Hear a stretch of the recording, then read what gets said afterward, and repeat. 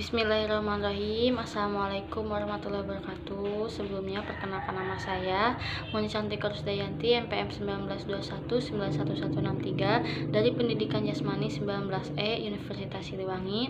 Di sini saya akan mempresentasikan materi hakikat belajar gerak dalam mata kuliah teori belajar mengajar motorik. Pengertian belajar gerak tidak terlepas dari belajar pada umumnya. Belajar gerak atau olahraga merupakan bagian dari belajar yang melibatkan emosi atau perasaan dan aktivitas fisik. Belajar yang mengenakan pada berpikir disebut kognitif, yang menekankan pada aktivitas emosi atau perasaan disebut afektif, yang menekankan pada gerak tubuh disebut psikomotorik. Di dalam pembelajaran pendidikan jasmani, arah yang dituju mengingatkan kebugaran jasmani.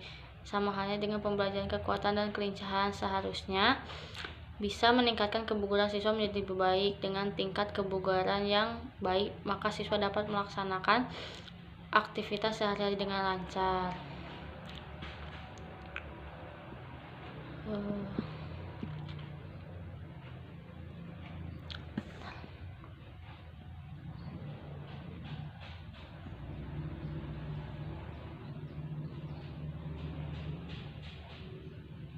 Definisi belajar gerak menurut Schmidt adalah serangkaian proses yang dihubungkan dengan 5 latihan atau pengalaman mengarah kepada perubahan-perubahan yang relatif menetap dalam kemampuan seseorang untuk menaikkan latihan pergerakan yang terampil.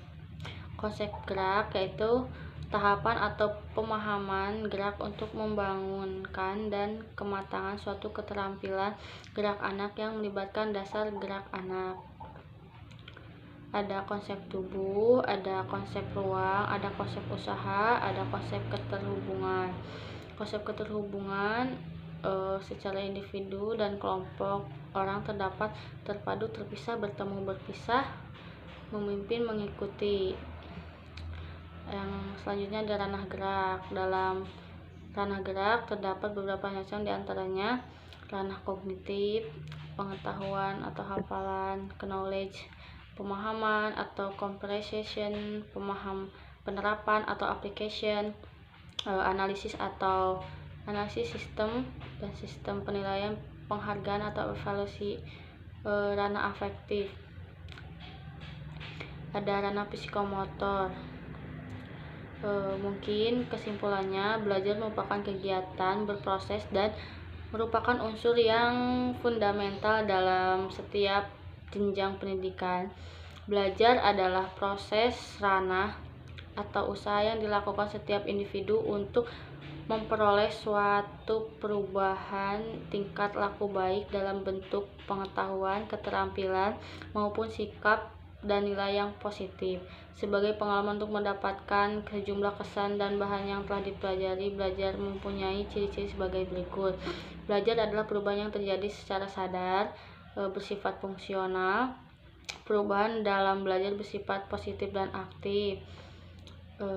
Sedangkan jenis-jenis belajar yaitu belajar abstrak, belajar keterampilan, belajar sosial, belajar pemecahan masalah, belajar rasional dan kebiasaan, belajar apresiasi, dan belajar pengetahuan. Mungkin cukup sekian presentasi dari saya. Mohon maaf apabila ada kesalahan. Wassalamualaikum warahmatullahi wabarakatuh.